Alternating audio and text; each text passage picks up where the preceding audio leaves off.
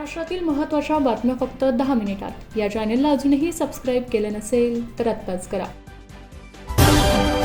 नीट 2026च्या पेपरफुटीपूर्वी केंद्र सरकारने एक मोठे पाऊल उचलले आहे. परीक्षा अत्यंत सुरक्षित आणि पारदर्शक वातावरणात पार पाडण्यासाठी टेलिग्राम या मेसेजिंग ॲपवर तात्पुरती बंदी घालण्यात आली आहे. नीट 2026ची परीक्षा 21 जून रोजी होणार असून टेलिग्रामवरील ही बंदी 22 जून पर्यंत लागू राहील. याशिवाय टेलिग्रामचे मेसेज एडिट करण्याचे फीचर 30 जून पर्यंत बंद ठेवण्यात येणार आहे. राष्ट्रीय परीक्षा एजन्सीने स्पष्ट केले आहे की परीक्षा सुरक्षित आणि निष्पक्ष पद्धतीने पार पाडण्यासाठी केंद्र सरकारने हा निर्णय घेतला आहे.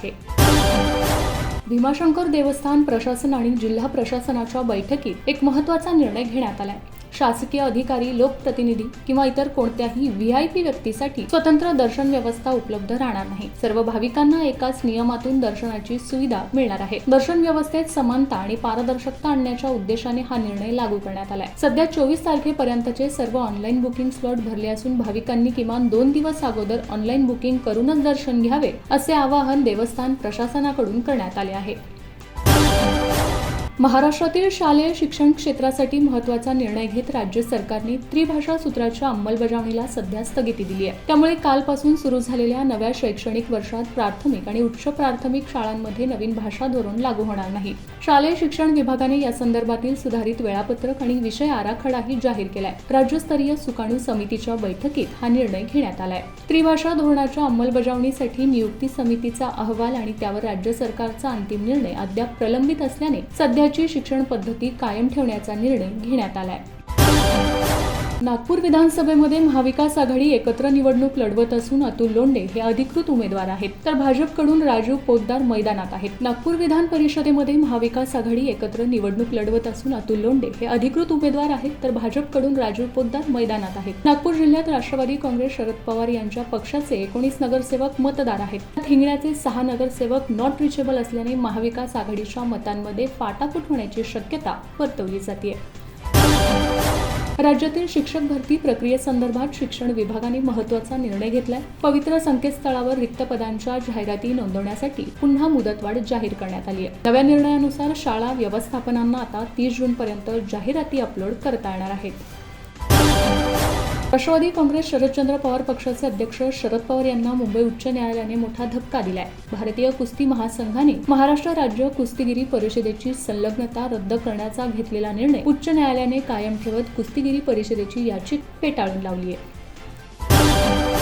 एकनाथ शिंदे यांच्या शिवसेनेकडून ऑपरेशन टायगर राबवले जात आहे. ठाकरे गटाचे खासदार शिंदे गटात प्रवेश करणार असल्याची चर्चा सुरू आहे. या चर्चा चालू असतानाच अकोला जिल्ह्यातील एका मोठ्या राजकीय घडामोडीने ऑपरेशन टायगरची सुरुवात झाल्याचं म्हटलं जाते. राज्यातील बार्शी टाळकी नगरपंचायतीमधील तब्बल 10 नगरसेवकांनी शिंदे गटात प्रवेश केला आहे.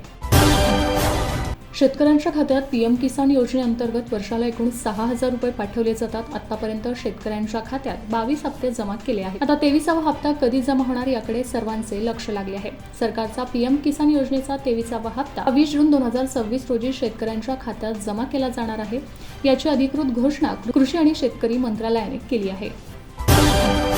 मध्य महाराष्ट्र, विदर्भ आणि मराठवाड्यात तुरळक ठिकाणी उष्ण व दमट हवामान राहण्याची शक्यता आहे. तसेच पूर्व विदर्भ, मध्य महाराष्ट्र आणि कोकणातील काही भागात वादळी वाऱ्यासह पावसाची शक्यता असल्याने येलो अलर्ट जारी करण्यात आलाय. उर्वरित राज्यात अंशतः ढगाळ वातावरण राहून उन्हाचा चटका कायम राहण्याची आणि विजांसह तुरळक पावसाची शक्यता वर्तवण्यात आली आहे. हवामान विभागाने दिलेल्या अंदाजानुसार पुढील 4 ते 5 दिवसात मध्य अरबी समुद्र, महाराष्ट्राचा आणखी काही भाग, कर्नाटक, तेलंगणा, ओडिशा, झारखंड, बिहार तसेच छत्तीसगडच्या काही भागात मान्सून पुढे सरकण्याची शक्यता आहे. सर्वसामान्यांसाठी पुन्हा एकदा महागाईचा झटका बसणार आहे. पुण्यात सीएनजीच्या दरात पुन्हा एकदा वाढ करण्यात आली आहे. सोमवारी मध्यरात्रीपासून प्रति किलो 1 रुपयांची दरवाढ लागू होणार आहे. त्यामुळे वाहन चालकांना आता सीएनजीसाठी अधिक पैसे मोजावे लागणार आहेत. शिवसेना उद्धव बाळासाहेब ठाकरे पक्षाचे यवतमाळ, वाशिमचे खासदार संजय देशमुख यांनी दिल्लीतील केंद्रीय मंत्री प्रतापराव जाधव यांची भेट घेतली आहे. या भेटीनंतर ठाकरे सेनेसह राज्यातील राजकीय वर्तुळात खळबळ उडाली आहे.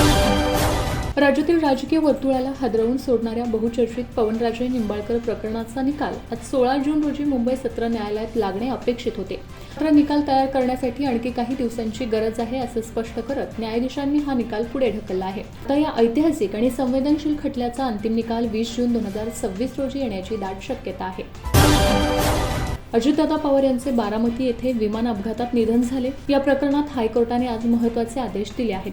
या प्रकरणात AAIBचा अंतिम अहवाल येत नाही तोवर कोणताही निर्देश देण्यात येणार नाही असे आदेश मुंबई हायकोर्टाने दिले आहेत. या प्रकरणाचा पाठपुरावा अजितदादा यांचे पुतणे आमदार रोहित पवार यांनी लावून धरला आहे. आता हायकोर्टाच्या निकालानंतर त्यांची काय प्रतिक्रिया येते याकडे सर्वांचे लक्ष लागले आहे. पुणे अहिल्यानगर आणि साईनगर शिर्डी परिसरातील लाखो प्रवासी, विद्यार्थी, व्यावसायिक तसेच साईबाबांच्या दर्शनासाठी येणाऱ्या भाविकांसाठी महत्त्वपूर्ण ठरणारी पुणे साईनगर शिर्डी एक्सप्रेस रेल्वे सेवा 17 जून पासून सुरू होत आहे. रेल्वे सेवेचा शुभारंभ पुणे येथे केंद्रीय रेल्वे मंत्र्यांच्या हस्ते करण्यात येणार आहे. गेल्या 107 दिवसांपासून संपूर्ण जगाची चिंता वाढवणाऱ्या अमेरिका आणि इराणमधील युद्धाला अखेर पूर्णविराम मिळाला आहे. दोन्ही देशांमध्ये ऐतिहासिक शांतता करार झाला असून या अंतर्गत जगातील सर्वात महत्त्वाचा तेल वाहतूक मार्ग असलेला हॉर्मुझ जलमार्ग या शुक्रवारपासून पूर्णपणे खुला केला जाणार आहे. अमेरिकेचे राष्ट्राध्यक्ष डोनाल्ड ट्रम्प यांनी स्वतः या कराराला दुजोरा दिलाय.